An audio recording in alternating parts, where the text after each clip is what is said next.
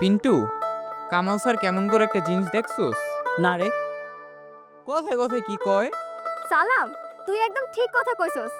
স্যারের এই কথাটা না আমার কাছে সেই লাগে। লতিফা, পড়া শেষ হইছে কি? পড়া শেষ না হইলে কি 10 বার কান ধরে উঠবাস করাবো কি? এই লতিফা, তুই স্যারের নিয়ে ব্যঙ্গ করতেছিস কে? আর মজাটো যে স্যারকে নিয়ে করতে হয় না। স্যার আমাদের গুরু, এগুলো করলে পাপ হয়। ওরে কি আমার ভদ্র পোলাডারে, পড়া ঠিক মতো শেষ না হইলে কি স্যারের পিরানি থেকে তুই মাপ পাবি কি? এই লতিফা, তুই কিন্তু আজকে বেশি হাসাহাসি করতেছিস রে। তোর কপালে দুঃখ আছে। কে দুঃখ থাকবো কে? সব পড়া আমি একদম সুন্দর করে মুখস্থ করাইছি।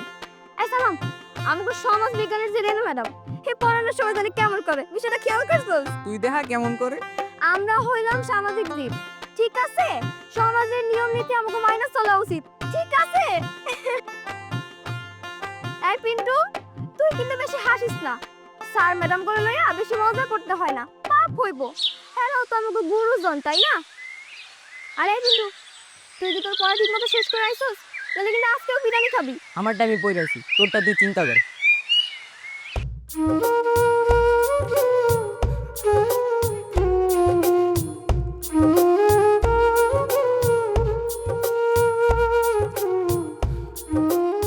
নমস্কার স্যার। নমস্কার নমস্কার।